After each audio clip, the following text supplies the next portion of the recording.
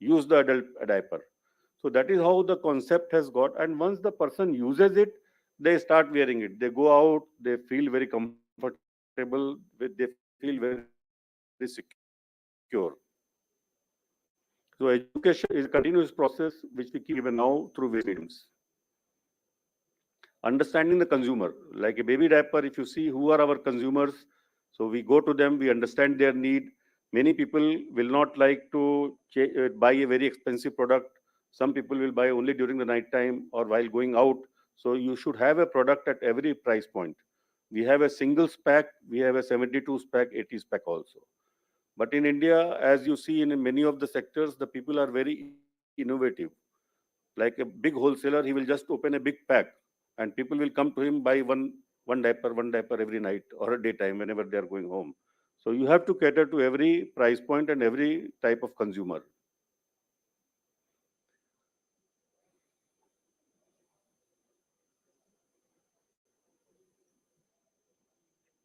Yes, doctors do not recommend the diaper. Lack of awareness, gaps in information, and that is how the continuous education is very important. We are the one who are scaled up production with now 14 lines, manufacturing lines in our two plants. So we can afford. India is such a diverse state like Tamil Nadu, Andhra Pradesh, Karnataka, north of India, Bihar. So many languages are there. So educating a population in this country takes a lot of money also, which multinationals can do very easily, but for us it is very tight.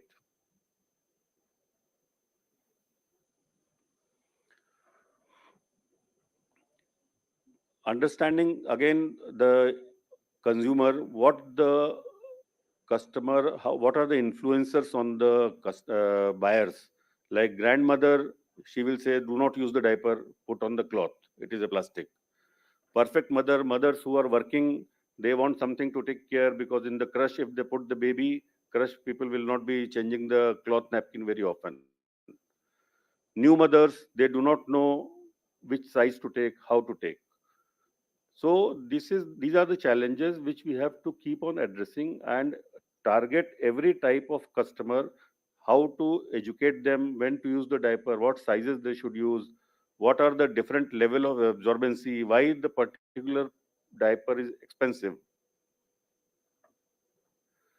So we are the one who make product which solves the consumer issues. Like we have got a overnight variant, we have got a classic, other products, and we use best of the raw material like order lock in the super absorbent, elastic. We use best of the elastic. One of the famous brand Lycra we use.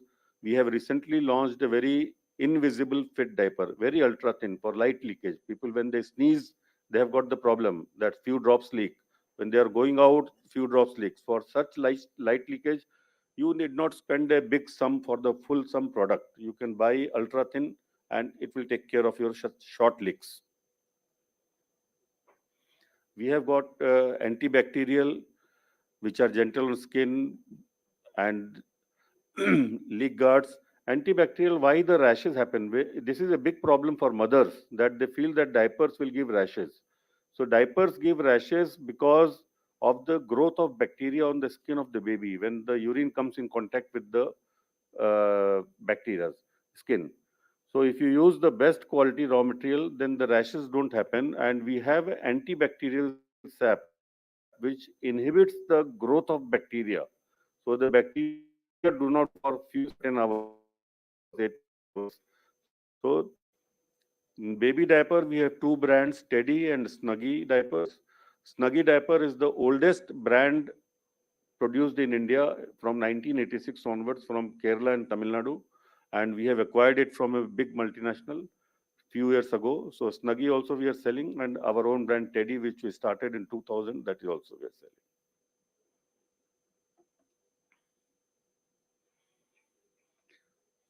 As I told you that how we started the educating. क्या बात है fighter? कई दिनों से दिखाई नहीं दिए। 2003 advertisement. Incontinence की समस्या से परेशान हूँ। कि बाबू मसाई आजकल बिस्तर गिला कर रहे हो। घबराओ मत, अब इसका इलाज है। फ्रेंड्स एक ऐसा एडल्ट डायपर है जो अनचाहे गीलेपन की समस्या में रखे आपको निश्चित और दे एक आरामदायक जीवन। Friends adult diapers, dignity for the aged. This was the first advertisement released by us in 2003 because there is no word in national any wanted wetness. So when I started selling adult diaper for the first time in 2000, at that time no one knew what is adult diaper. One small quantity could not sell throughout India. So this was the ad which you are seeing in the newspaper ad. 16th August, we released this in newspaper. First advertisement of adult diaper in India. I have still got that newspaper. That day, you won't believe I received more than 100 telephone calls in my office that we need the product where it is available. From Calcutta, from Chandigarh, from Bangalore, from Chennai, from everywhere, because the newspaper, along with the Indian Airlines, went everywhere. So that is how we started. And with the help of the newspaper campaign with the Times of India was expanding out of Bombay to Delhi, to Chennai, Bangalore, Tamil Nadu, Kerala, everywhere. So along with that, we kept on educating. They gave us very good rate. We gave the advertisements there and educated the people. Now today it's a big market for adult diaper also. In those days, even a 20 container I could not sell 6 months. This is another. We are very bold in our thinking and our strategy. This is our Rio high absorbency pad, heavy flow pad. We call it heavy flow pad, HF. It has got side leg guards, double wings, and it takes care of very heavy leakage because sanitary napkins are not good enough for the women who are suffering from menopause or extra high leak. And we are the first country in the world to show red color blood on a sanitary napkin ad on television. Before us, everyone was showing blue color gel, blue color blood. We are the first company in the world to show red color. And our advertisement was stopped by the authorities that you cannot show such gross red color and blood and all on television. Children are watching, mothers are watching. So we went for judicial review. We told the judge that you see Netflix today, you see so many OTT channels, people talk such language and they show such things, gross violence. If even if you see Mahabharata and all, the blood is shown, the arrow is shown, and 50% of the population is suffering from this. Why we cannot talk about it? How we will educate the females that what is the problem they are suffering unless we discuss about it? So the judge allowed us to show the advertisement. We showed the advertisement, and Radhika Apte is the brand ambassador. And after us, the market leaders who are multinationals dominating the globe, they have also started showing red color nowadays. You see any advertisement.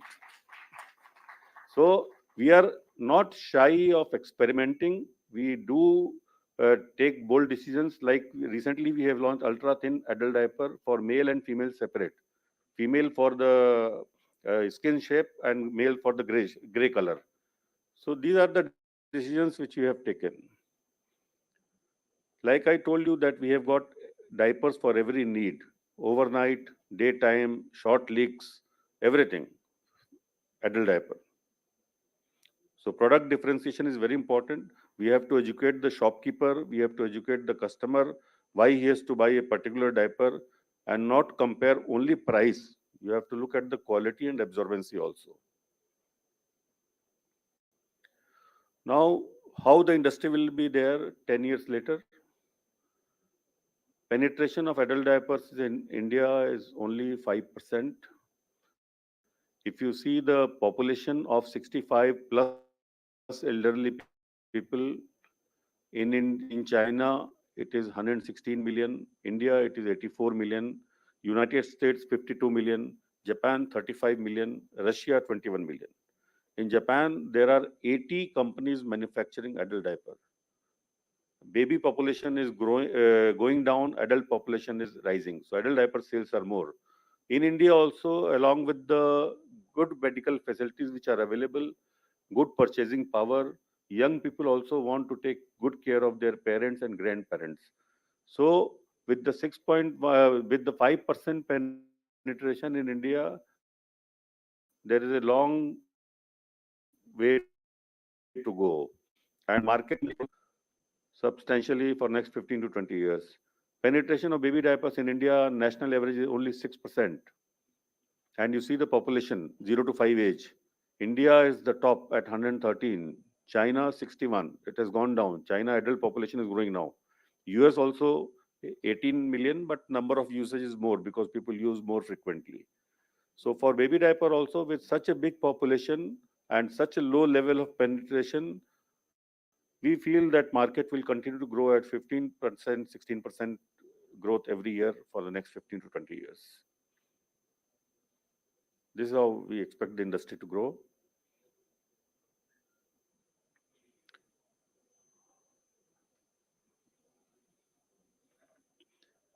I explained you that India is very price sensitive market, but people want quality also. So you just cannot give substandard quality product looking at the cheap price. So price has to be balanced with the quality of the product. And you have to educate the person that if he is buying a cheaper product, it is not expected to last that long. If you want a good product, you can buy our overnight variant, which can last for 24 hours. There is no problem. Bad reputation of local manufacturing. That is what I told you, that previously people used to wait for 10 years after booking a car. People used to wait for 10 years after booking a telephone number. Now, that reputation is going away with the Make in India focus of the government. And the businessmen also have come out of the licensed Raj, and they are coming out with the good quality manufacturing. So products in India are accepted worldwide. When I started the business, I started by importing diapers from Israel. I'm happy to tell you that today, every month, I export adult diapers from India. So that's how the service in the world to the most advanced countries like UK, USA, Israel, Middle East, entire Middle East. If you go to any of the hospital in Dubai or UAE, anywhere, you will find my brand Friends in the hospital. We sell in our brand. Yeah, baby category opportunities in future, which I told you that increasing female workforce. Just now I heard the minister saying that 40% of the female workforce of all India is in Tamil Nadu. So increasing female workforce, you have to take care of a child, use a good quality diaper, not a bad quality diaper. Rise of nuclear family.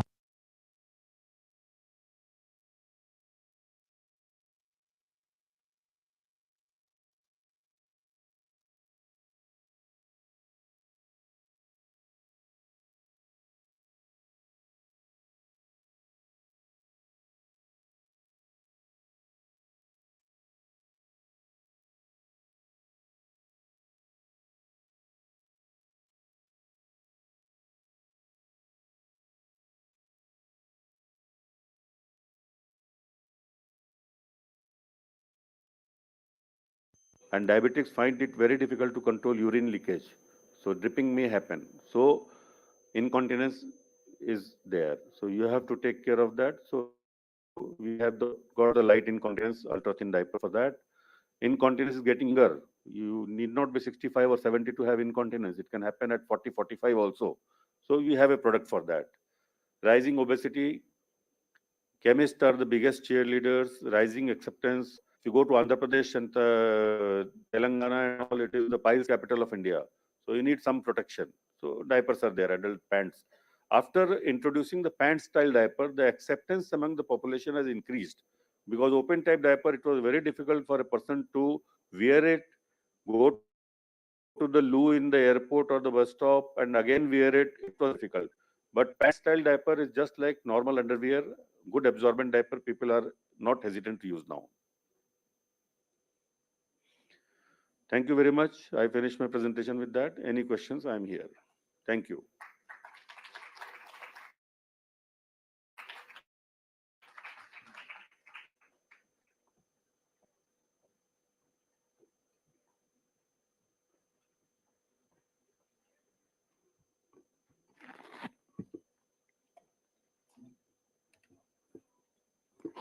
Ladies and gentlemen, please join me in extending a heartfelt gratitude to Mr. Kamal Johari for delivering an inspiring keynote address that has left us enriched with valuable insights. As we open the floor to questions, we encourage the audience to actively participate in the question and answer session.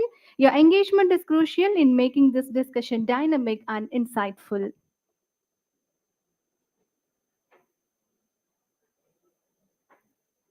Any questions from the audience side? You can raise your hands.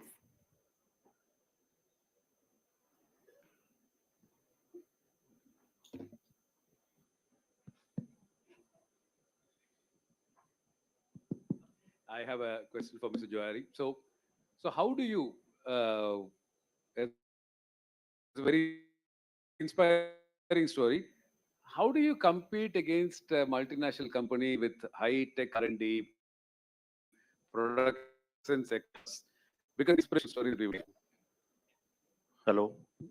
Yeah, I am a chartered accountant myself, but before that, I did my graduation in science with physics, chemistry, and biology.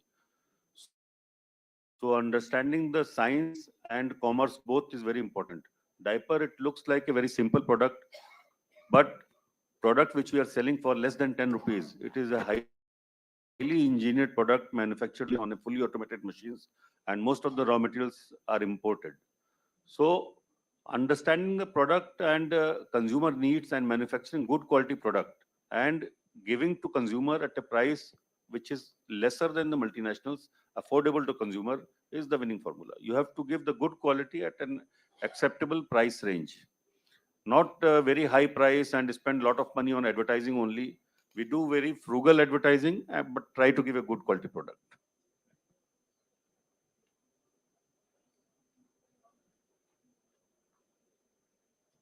Hello, sir.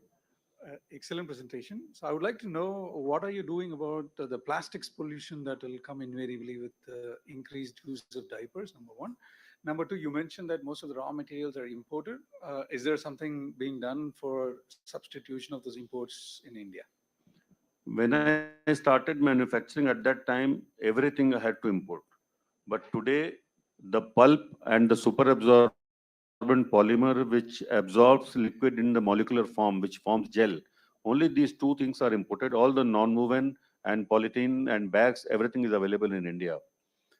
Regarding plastic, I can tell you that when we started selling diaper, the adult diaper used to weigh around 135 gram each. Today, we have reduced the thickness of the plastic, gauge of the plastic, and we have brought it down to 85 gram with more absorbency. So that is one way of doing. But there is good news for the human being that there is good research going on, and we will get non-woven and polythene and everything, which will be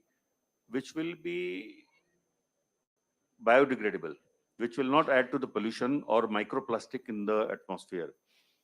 As it is, more than 50% weight of the diaper is pulp. It is wood pulp, which is 100% biodegradable. It is not plastic. Plastic is only less than 50%, but that also research is almost successful now. We are about to launch a series very soon, which will be self-destructing plastic. It will go to microbes and they will be able to eat it and regenerate it. So it will not be harmful to the atmosphere. Is there any recycling of diapers will be happen in the future for sustainability? Recycling of diapers. Yes, just now I explained that there Yeah. is a material already invented and we may start using it soon, which will be not creating the microplastic, because nowadays people say that it is biodegradable and all, but that is not biodegradable. That breaks the plastic into microplastic, which goes into river stream in the fishes and the animals and in us also. So there is a research going on by which all these things will be stopped, and very soon we will be coming out with the thing. And pulp, as it is biodegradable, other materials are also in the line to become available in next few years. Sir, how can you able to give that Rio pad at 6 rupees per piece, sir? Because FMCs are giving access. How is it possible to give? We are giving less than the MNCs. Yeah. And the HF pad, which I said, heavy flow pad, it is equivalent to 6 sanitary napkins of any brand. That much it can absorb. It is for a special need like menopause or other heavy flow problems.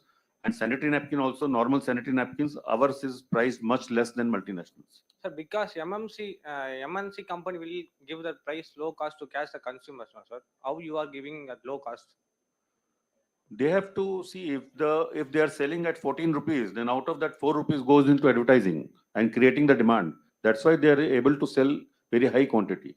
We are not able to sell, but we reduce the price to that extent to attract the customer and try to give a better quality than what they are giving. Thank you.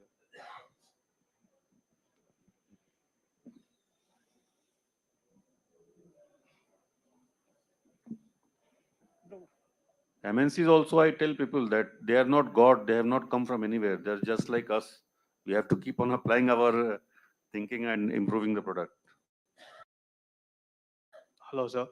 Yes. So when you're scaling up production in terms of mass exportation for other countries, uh, will you be scaling up your manufacturing facility in terms of human labor or machine labor? I'm talking in sense of sustainability and employment aspect. See, there has to be a good balance between two.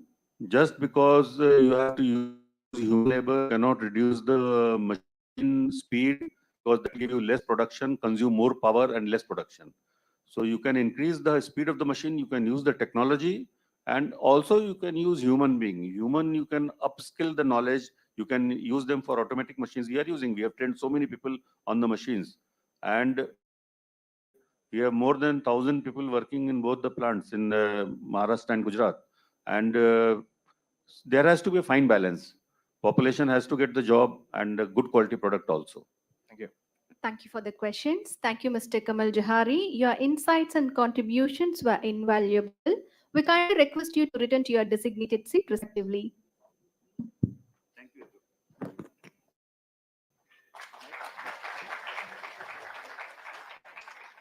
And now let's transition to our esteemed panel discussion. Today, we have the privilege of welcoming 5 eminent leaders, each bringing unique insights into the subsectors of technical textiles and MMF.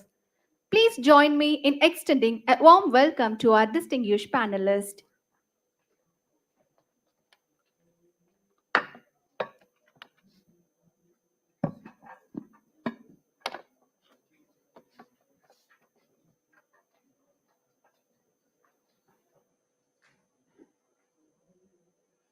First, I would like to welcome Mr. S. Sundararaman, MD, Shiva Textion, and Chairman, Southern India Mills Association, as a moderator of this panel discussion. Please welcome, sir. Next, I would like to invite Mr. Uday K.S., Senior Vice President and Business Head, Polyester Industrial Yarn, Technical Textile Business, SRF. Welcome, sir. Next, I would like to invite Mr. Kartik Kumar Sundarraj, Director, Sevshri Meditex India Private Limited, onto the stage. Welcome, sir. Next, I would like to invite Mr. Raman Datta, Founding Member and General Secretary, Brands and Sourcing Leaders Association, onto the stage. Please welcome, sir. And next, I would like to invite Mr. Sundar Sandalnathan, Head of India Public Affairs, H&M Group, onto the stage. Please welcome, sir. And now, the panel discussion is going to start. Over to you, sir.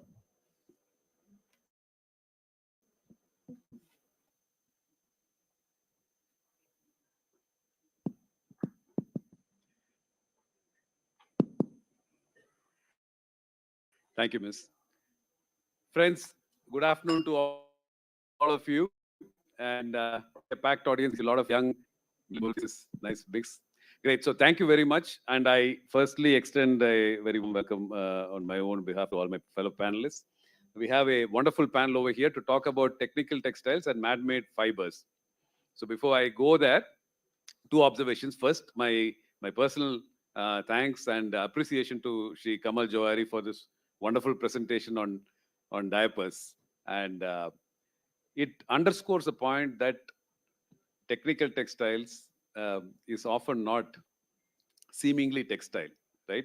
As we go up the value addition chain, as we try to create new products which are functional, because I think the definition of technical textiles is products that are actually functional, that help in giving a function than just looking nice. So by giving that function, or by that definition, often we find that technical textile products are pushing the edge of what is considered as textiles. And an excellent example of that was what our keynote speaker presented. So I appreciate Kamalji for actually explaining how a diaper and how a hygiene industry is also part of technical textiles, and how India's future can be global, can be competitive against the best in the world. And I think that was a great start to this panel as such. The panel is about technical textiles and man-made fibers, because a corollary to technical textiles, and an equally important and exciting business for many of us in textiles, is man-made textiles. So with me here today, I think we have an equal balance. So on my left-hand side, a gentleman from the technical textile, I have Mr. Uday, who is from SRF. He heads the technical textiles, the coated fabrics, the belted fabrics, and all the specialty of technical textiles of SRF, one of the various MNCs based out of India. And they have been a brief hand in having facilities in Tamil Nadu as well. I have a young Tamil Nadu entrepreneur in technical textiles, Mr. Karthik Sundaraj, who comes from a PPE and healthcare products manufacturing background. He runs MedTech. On my right side, two stalwarts of the global garment industry. I have with me Mr. Sundar Senthilnathan, who is the head of corporate affairs and sustainability of H&M, one of the most well-known brands in clothing. And we thought who better than them to actually talk about how MMF, man-made fibers, synthetics, performance apparel, how the world is changing. And then over there, a very, very interesting gentleman, Mr. Raman Datta, my friend, who is the founder, secretary general of BSL, Brands and Sourcing Leaders, who they are the largest conglomeration or group of brands, global brands. So he literally connects to global brands in the apparel and related value chains across the world. And he sort of, it's a consortium of all of them coming together to source out of India, to sell into India and all that. So there's probably no better person placed than these two gentlemen to talk about the future of the man-made fiber industry. So that's our panel today. And so let me start off with a question for, let me start with the MMF industry. So let me start off with a question for Sir Raman Datta that, Ramanji, while India is looked at to many brands and has been a supplier for many brands for decades in the cotton textile industry. Today, the world, while cotton is important, we are having a lot of interest in man-made, in synthetics, in athleisure wear, in swimsuits, in all those products. Do brands see India as a natural place to come here? If not, what are the challenges that you see that they are facing right now? Thank you. First, just to give you a little brief about BSL, we are a consortium of most of the international brands who've got a presence in India, and also the domestic brands who are growing with the aspiration of becoming global. Technical textiles, man-made fiber, this is one of the major subjects which BSL is working on. And on the lines of the government, we have a subject called MMF 10X, which we are working very strongly. Global demand of cotton has not grown so much as compared to technical textiles, because the performance what you get on technical textiles, you don't get it on cotton. And global demand is also an aspiration for these brands to come and buy from India. Now, challenge is supply chain is still not ready. We are still, way far behind with the global competitors we have, like Bangladesh, China, Vietnam, Taiwan. The speed they are working, but in last couple of months, we've seen a very, very strong aspiration from entrepreneurs, from MSMEs, from government to work on this particular subject, and BSL is partnering with them in terms of ideation ideation, knowledge, and hand holding in the global demand of the categories like swimwear or an outerwear or any kind of a performance which is required on a technical part. Yeah. Thank you, Vamanji. So I'll come back to you to further explore what BSL offers and again your views on this industry. But let me now ask a question to my other panelist, Mr. Sundar Senthilnathan. Sundarji, H&M is a name known to us. I think I would think at least 50% of the people in this room would use one H&M garment or the other.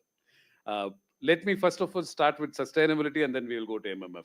I would like to hear the views of the brand. What is the brand thinking about sustainability? There are many suppliers from the textile industry over here as well. So we would like to know the brand's perspective of what do you think as sustainability? What is the next 10-year roadmap for sustainability for one of the largest brands in the world? Thank you, Dr. Sundaram, for having us. Thanks for organizing this guidance bureau. I think let's sort of unpack sustainability a bit. Sustainability comes from if we see the deeper parts of the iceberg, then it emanates from values. The value of a company would determine the path of sustainability. Otherwise, it becomes a sideshow. So it's the sustainability emanates from inherent values of a company. That is one. Number two, I think sustainability is also good for business. It's long-term de-risking. It's cost efficient. Your operating margins improve. Just to give you a very simple example, the more energy efficient you become, the lesser the energy consumption. The more the renewable energy adoption, the lesser the cost of tariff that you pay for power. So it's very basics mathematics that works in favor. Thirdly, sustainability now is an expectation of customers.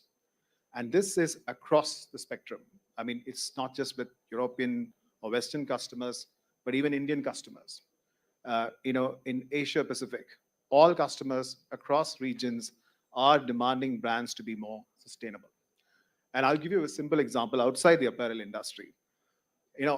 We all have been bursting crackers, for Diwali for how many years now. Now, if you look at the cracker boxes these days, very prominently written no child labor involved. This when I was bursting crackers when I was a child, right? So there is that expectation of customers that okay, are these brands socially responsible, environmentally conscious, etc. Fourthly, sustainability is now an expectation of regulations, be it Indian regulations or be it the laws that are getting passed in the European Union. The brands have no choice now but to adhere to those regulations passed by countries in the European Union itself, countries within Europe, the United States, even in India. Some of the regions that we have are as strict as what sustainability has a sort of broader dimension, right from values to your being good for business, from a regulatory perspective, and not the least from a customer's perspective. And in terms of roadmap, so when you ask for a roadmap over the next 10 years, and it's not just about H&M, there are many other brands as well, which have ambitions to contribute towards mitigation of climate change. That's a responsibility of every business across sectors, right? So that is definitely a roadmap. For example, if we take H&M itself, we have ambition to cut emissions by 6%. I mentioned the word precise number 56% because this is based on science-based calculations that are approved by international organizations. Then the next step is to go towards net zero by 2040. And linked to that is how do you transform your business to become more and more circular, be it in your operations or be it in your product making. So I'll just pause for now, then I'll just go on and on. No, I guess I've sort of kicked off a topic which I know you can go on for hours at the thing, but I think the whole point is it's great to know that brands are thinking about sustainability in the world, making sure that the world continues to be an inhabitable and a good place to be, though our consumption of in general goes up, not just garments. I will sustainability is good for business. That's very fitting because that's also what brands want to actually hear about. So let me leave at this point with that, and then we'll come back to MMF. So just on to technical textiles. Udayji, I'll probably start with you and then go to the young gentleman over there.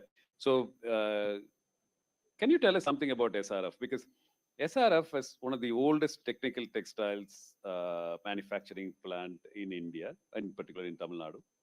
And you do real hardcore technical textiles. You do nylon, tie-up beltings and all that. So I'm sure the audience like to know what Indian companies actually manufacture essential clothing. And from there, I would like to then go on into your perspective of where we are as a country today in technical textiles, please. Thank you, Dr. Sundararaman, and also thank you to the Tea and Guidance Bureau.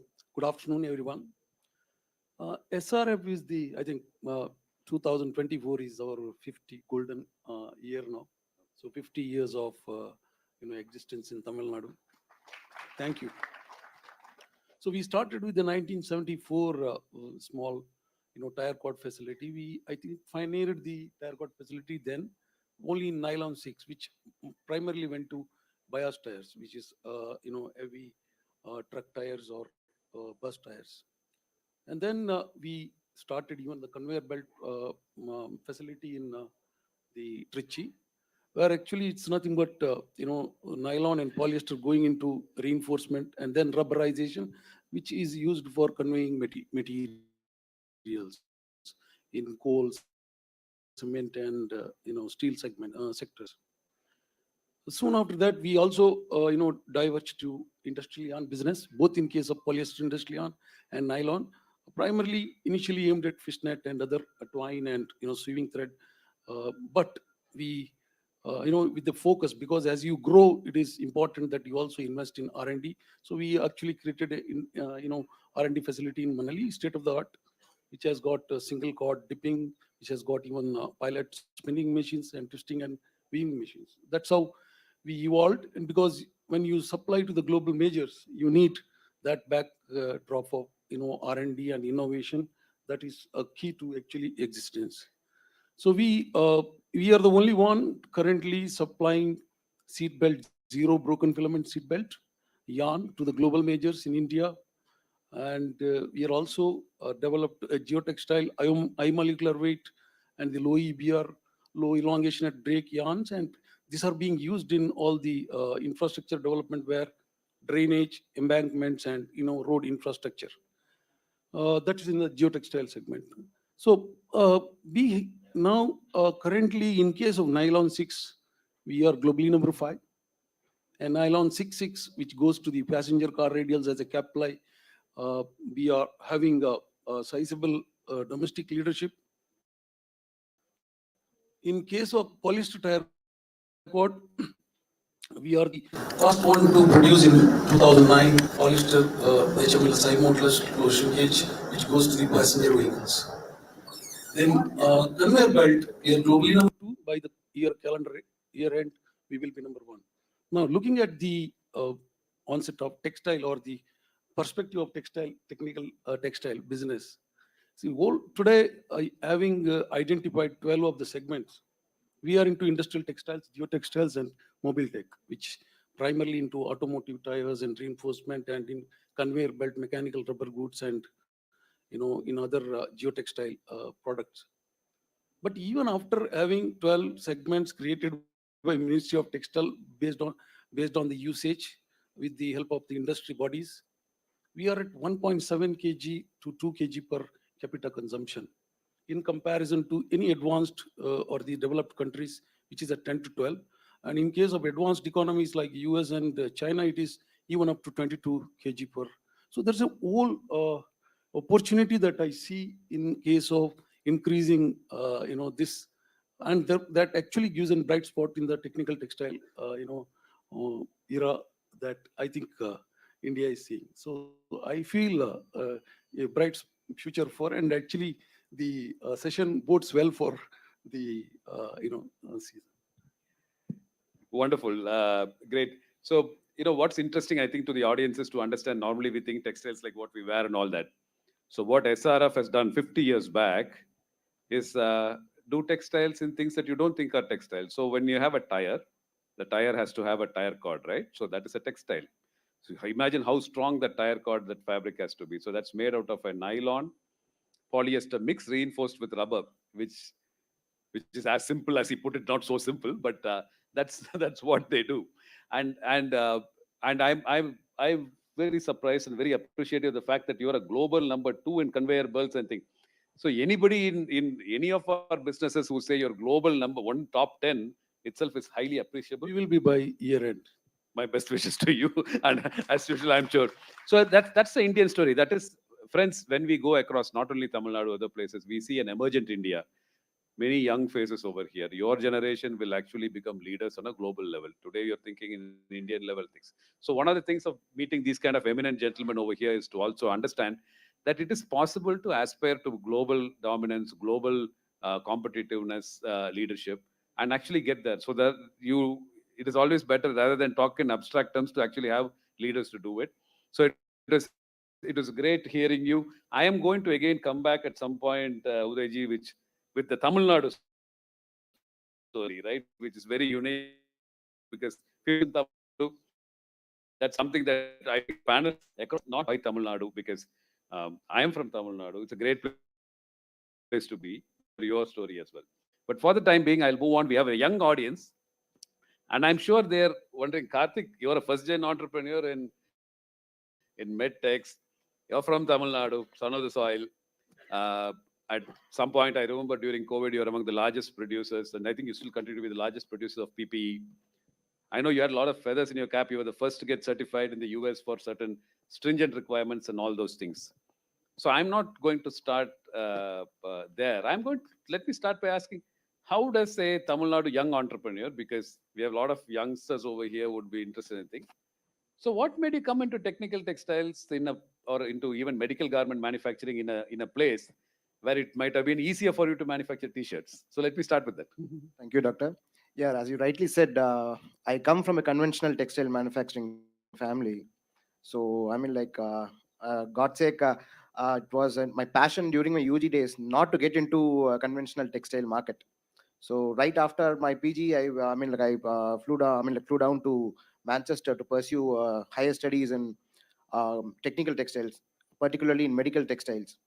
So after coming back, so my product, of interest at UK was a very different product from what we are doing right now. So it was back in 2008 when I came back from a PG. Then I researched the market for any available prospective product in the technical textiles, particularly in the medical textiles market. So that was when we ventured into the market of the disposable gowns and packs used in the hospitals. Back then, the concept was very new to majority of the hospitals, so they were still using the linen. So we have to educate the hospitals what the importance of an disposable product, the importance of infection control, infection prevention, and cross contamination. So that was quite a task back then. So yes, it for the first 2 years it was a hard work for us, so no doubt. So gradually the market started absorbing the disposables. So then we scaled up. So I have a follow-on question, very related to what I asked you first. Normally, getting your first customer is the most difficult thing, right? Particularly when you're a startup company. Can you just share your experience, how you got your first customer? Because second customer, you can only for the first customer. I'm sure everybody will be curious to know. It's quite an amazing story. We walked down, walked into a hospital at Coimbatore. So they were into 100% reusables. So we just introduced the concept of a patient gown, disposable patient gown, wherein we said, we'll give it to you less than 100 rupee, try it. So initially they were very apprehensive. Their initial mindset was, why should we spend 100 rupee on a product where we invest around 500 rupees and use it for 2 years. So back then we took a study in the hospital of cross contamination and infection prevention. So going down on one ward, so we did a study on one ward We I mean like did a lot of infection I mean like studies on that, and then we I mean like a lot of complementary products were given in. So we took a detailed study. Then I mean like it took nearly a year for us to convert one hospital to a disposable concept back at Coimbatore. So yeah, so it took time, about a year, for us to I mean like educate them on infection prevention with studies and cost benefit factors. I appreciate what you're saying. I think this also reflects what Kamalji was saying a little earlier about when he first brought adult diapers into the thing, when there's no Indian word for the word incontinence. I can only imagine the kind of determination you have to actually drive something through. But then the advantage is you create what we call absolutely blue ocean strategies. You go into product ranges where nobody is available, and you have the first mover advantage. I think that's what many of you gentlemen have in common. So I'm going to jump back on the brand side to Ramaji, the world is changing. You know, we have seen global brands coming and dominating India. Great brand, great values, that you were saying, but off late, because of e-commerce and platforms that have allowed the existence and growth and proliferation of Indian brands, we see it today. I would say brands, they are what they mean for the future, and are these people going global? I would like. In early 70s, US was dominated by European brands. They didn't had one. And the revolution started in a way that we should have Americans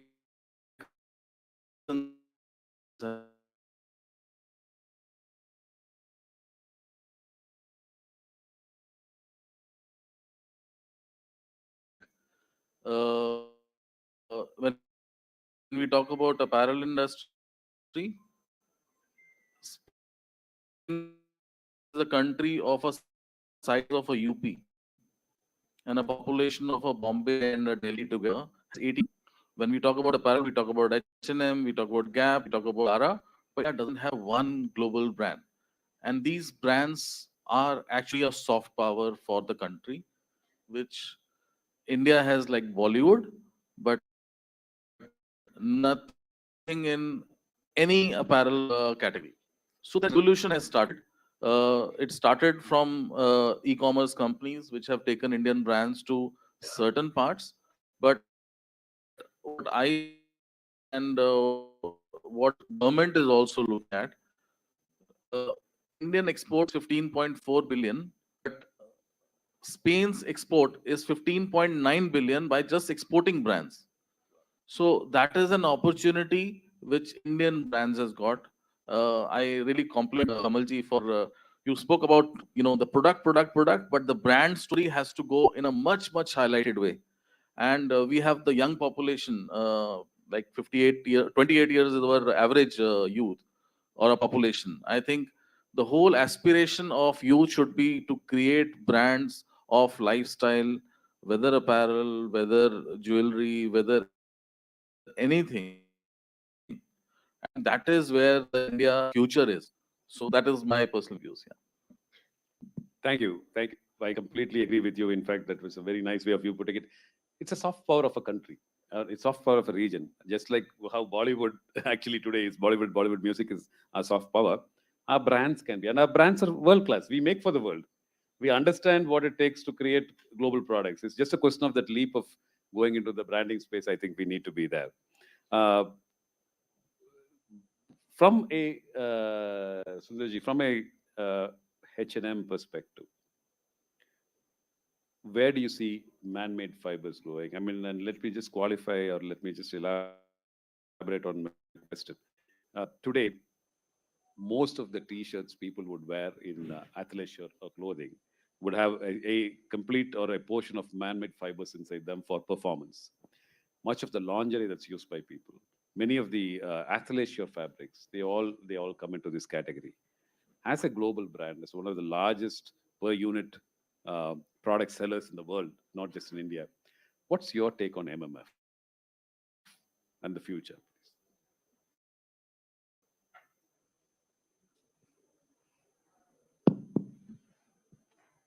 I think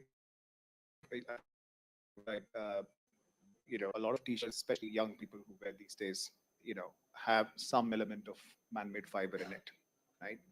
Uh, and I think the trend is particularly accelerated post-COVID, right?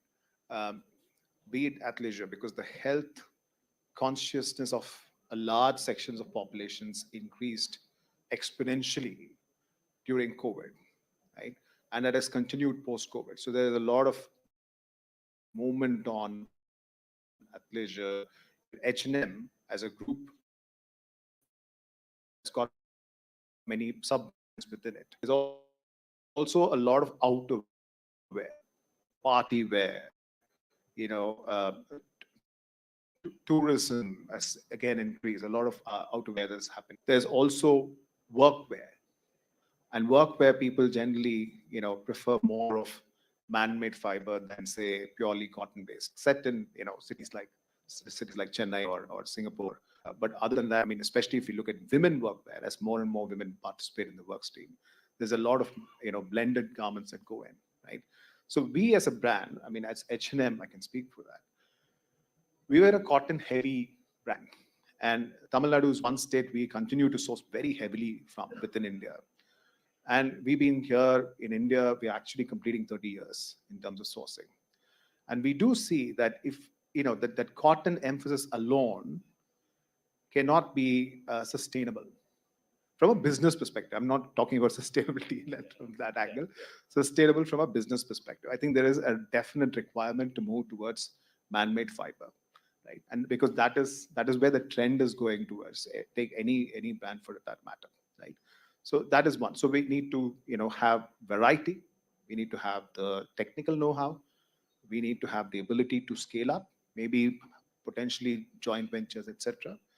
So that more and more brands can actually source from India. And I think I will not be wrong in saying this.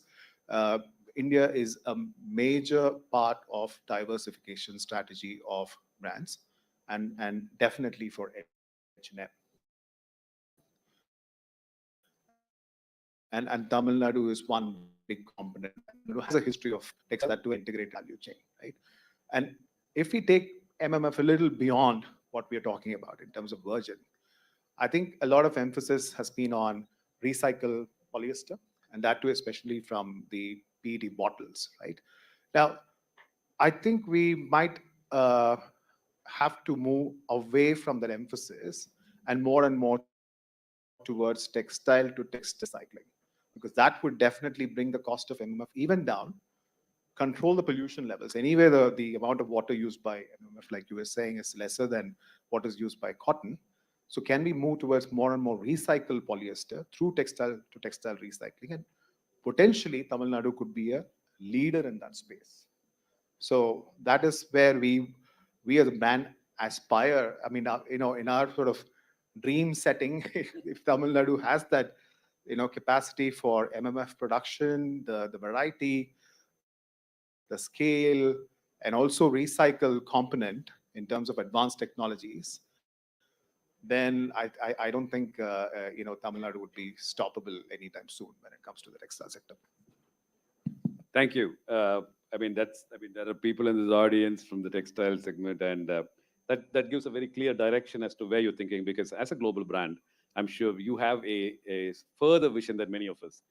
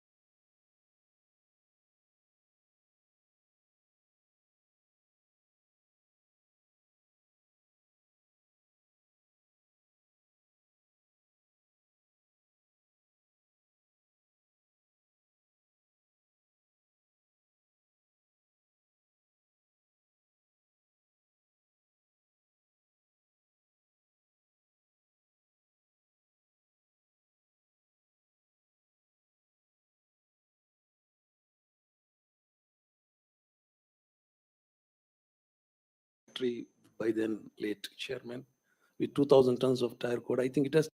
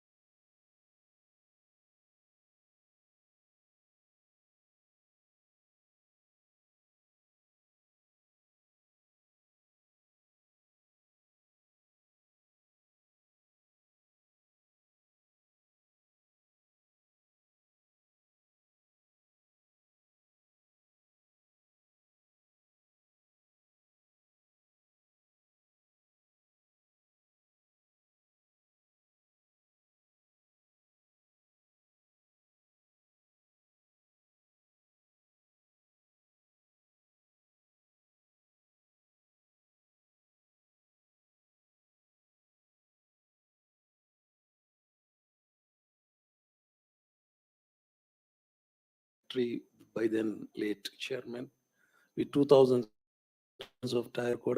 It has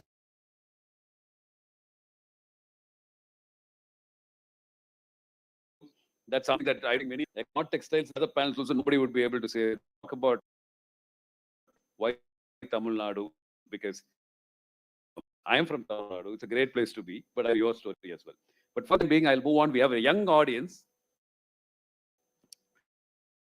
And I'm sure they're wondering, Karthik, you're a first gen entrepreneur in next. You're from the son of soil.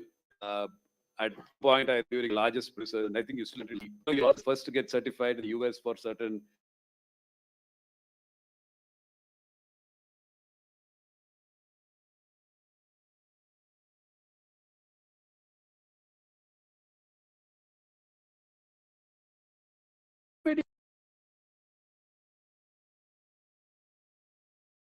Come into technical textiles in or into even medical in a place might have been easy. So I mean, like, God's sake, it was my get international market. Through ancestor to particularly in medicals. So after coming back, so my product, I mean, like of interest at UK was a very different product from what we are doing right now. So it was back in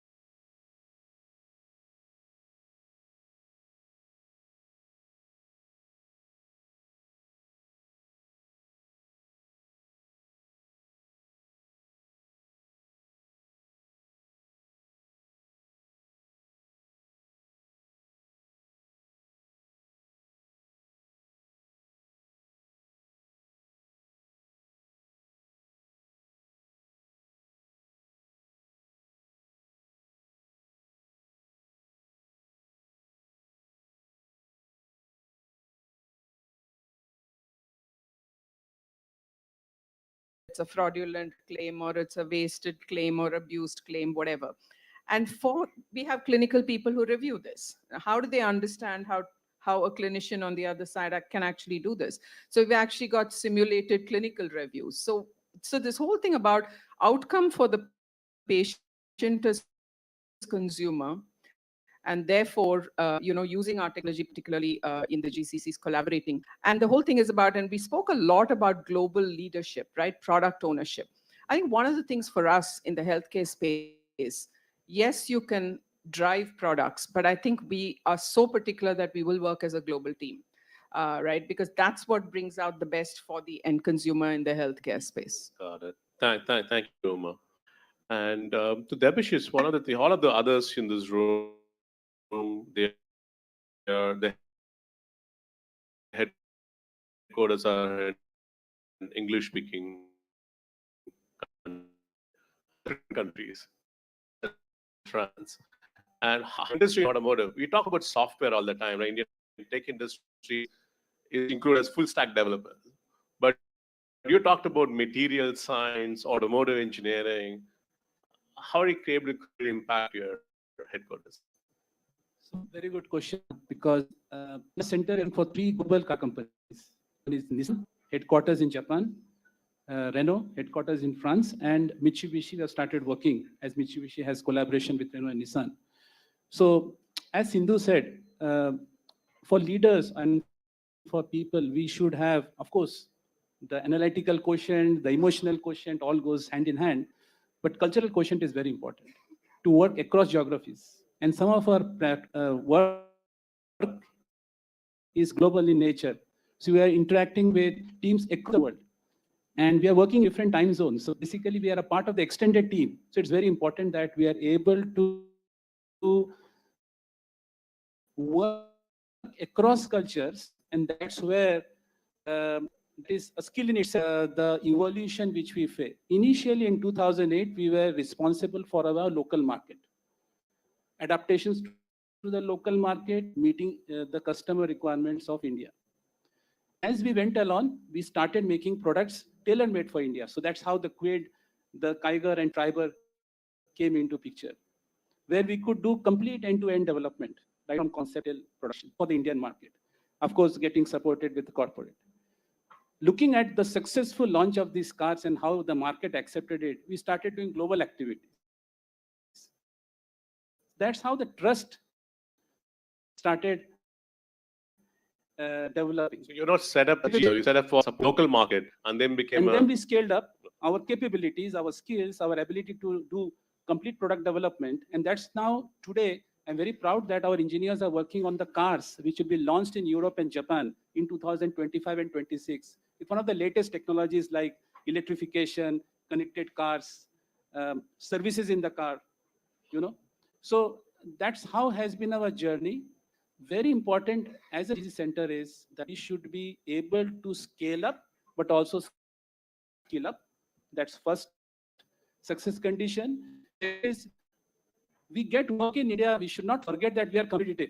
In the end, we are able to develop the car or any product almost at half the cost. So we need to keep the competitiveness. That means we have to be efficient. We have to use technology, and we have to use all our means to improving our performance. We are a productivity year on year to offset the inflation. So competitiveness is key. Good quality output at the right time is very key. If you don't do this, the trust will not get developed. Then, of course, then comes the technology part. Car is the internet on wheels, as we say, or software on wheels. Of course, so also they play a big role putting the software technologies in the cars, the connectivity in the cars.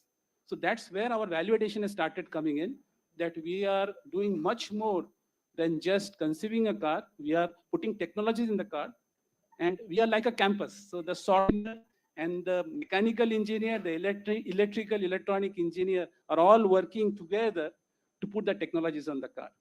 And that too in an extended way, working with global teams. That's how we are working. God. So So as you, we ha- say, you have mechanical, embedded, software engineering all exactly. together. It's like we call it in the French term called as plateau. Plateau means it's like a team where all the domain specialists are working along with the project leaders in order to conceive the product. And then we work with global teams hand in hand. So it's like a project plateau with having teams in India and in France or Japan all working as one team to conceive a global product. Yeah, So that's very important very to work as a interesting. team and have the cultural quotient.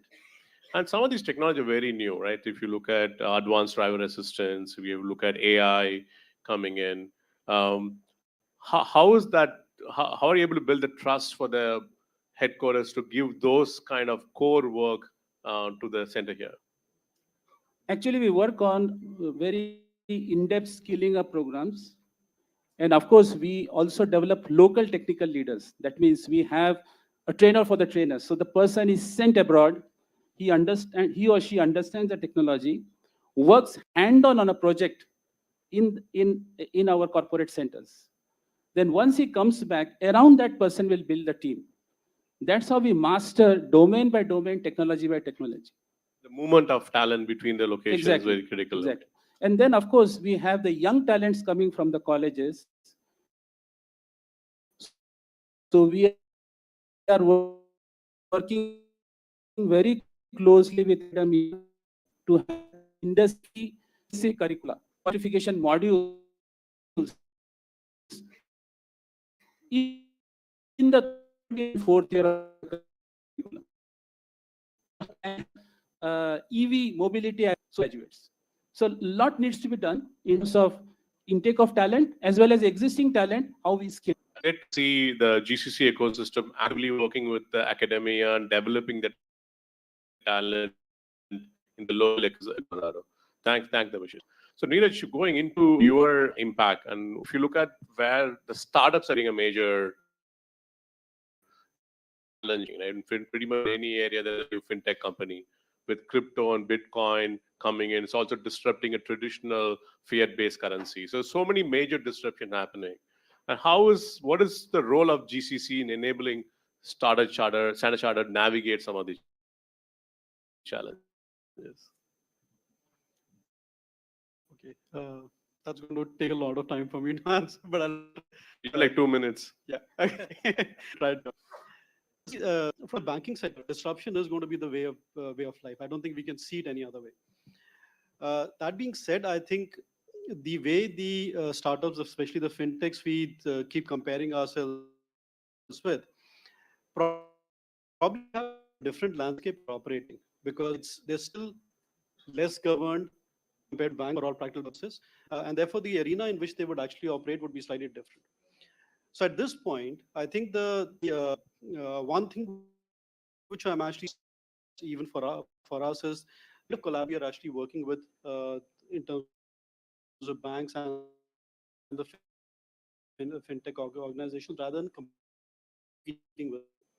And that probably is a scenario which is actually coming up time and again for the Now, that being said, in terms of the actual contribution by our respective larger organizations or HQ, as you called it, there is a lot of things which are actually happened and built up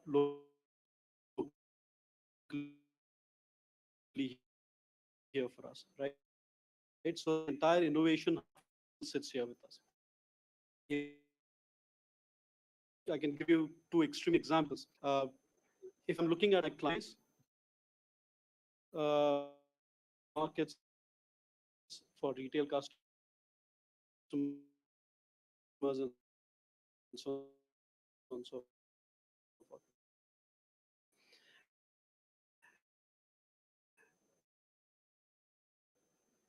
In that scenario, we even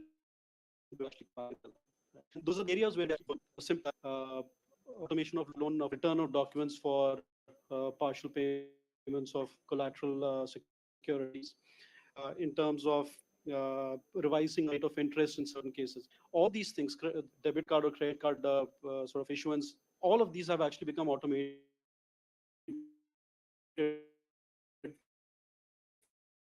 for for a large part for us. And these by itself, when we talk about competition, we have reduced